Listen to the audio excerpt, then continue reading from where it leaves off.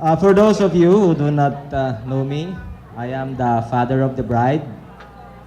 And here is the mother of the bride, my wife, Beth.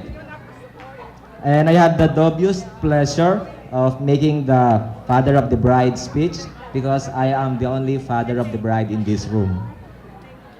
Ladies and gentlemen, I'd like to thank you, all of you, for being here today, especially those of you who knew that I'd be saying a few words. It is very touching that you still decided to come. You are all here to celebrate this happy occasion because you have played some parts in the lives of Yel and Ara over the years. We have guests who have traveled in from far and wide, including places like Dubai, Yel's sister Abby.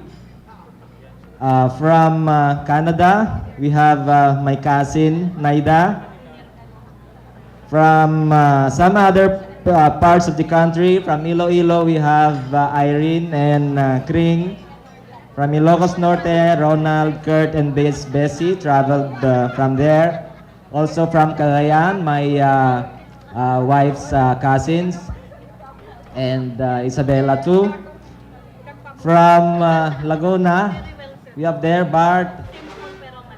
From Cavite, Janice, Boboy, Gabe, Noel, and Weng. From Ilocosor, my brothers and my sisters, my nephews are all here. And of course, from Olongapo, Yel's family and friends, as well as other places I failed to mention. I would like to give a special mention to my TIP family. Our Madam Chair, Dr. Teresita Quirino. My other TIP friends, Alice, Cynthia, Jemuel, and all the others from TIP. And my newfound compadres and comadres.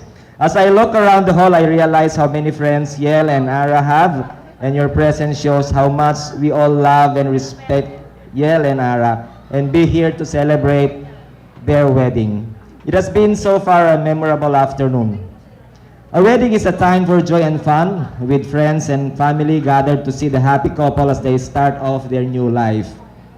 But it is a time too when our thoughts inevitably turn to those people who have meant so much to our families but could not be here today. There are a number of people who I wish could have been here, like my mother, Ara's Nanang, who wanted to be here, and many others, but I'm sure they are keeping an eye on proceedings from afar or waiting from postings in Facebook and have put in a good word for the weather. Today I am the proudest man in this part of the world. Seeing your daughter looking so happy and radiant is a truly amazing experience, but it's tinged with a little sadness. For those who know me well, being generous does not come naturally to me. It faced me just a little in the ceremony when I gave her away. Weddings are meant to be unforgettable, and this one certainly will be. I, for one, won't forget how heartwarming it was to see two super people like Yel and Ara making their vows each other this afternoon. I won't forget how proud it has made me feel to be the bride's father. And I won't forget what a pleasure it is to seeing them now, sharing the happiness of their great day with all of us. Ara, being the youngest in my family, has been like a ray of warm sunlight from the day she was born. Now she begins a new life, and there will be another man to whom she will turn to for love and protection. But I want her to know that her father will always be there for her. I raise my glass to honor my daughter on this her wedding day. It is hard for me to find words to express the depths of my feelings. She has been a very good daughter, and I am very sure that she will make a fine wife. I am filled with a curious mixture of joy and wonder. Joy at the happiness I see in her eyes, and the wonder at the miracle of seeing my baby grow from a little girl to a beautiful woman. As a child, Ara was an achiever and was fiercely competitive. Being a February born, she was born in the month of February. Ara is truly a special girl. At times, she's difficult to understand. Sometimes she's funny.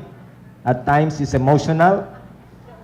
She may appear vulnerable, but the velvet glove certainly hides a steely core, and I know how strong a woman she is. Ara, there is so much more I'd like to say about you, but I believe that I have little time left. You look incredible today.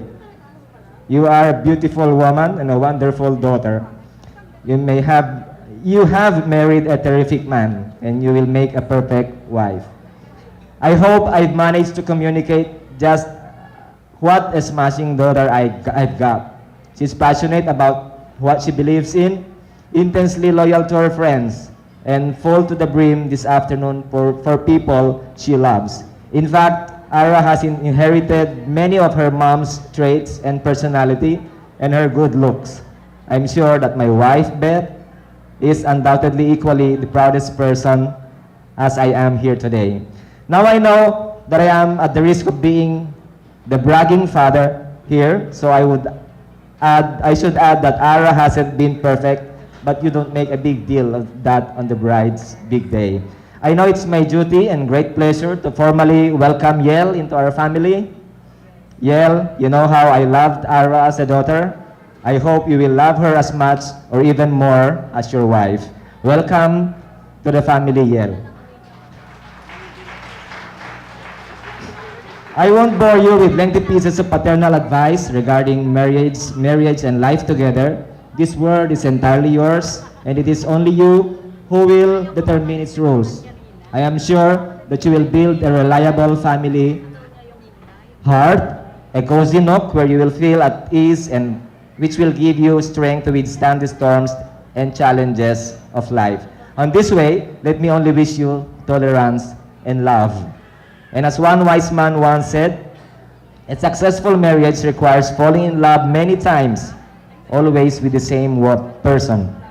And Mark Twain also wrote, no man or woman really knows what perfect love is until they have been married a quarter of a century.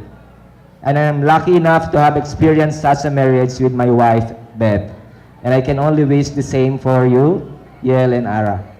Now it is my pleasant duty to propose a toast to the happy couple, and I know that everyone here will want me to join in raising your glasses to a toast to a long, happy, and healthy future together, filled with the sound of laughter. Ladies and gentlemen, let us all rise and raise our glasses, and for my few last borrowed words and heartfelt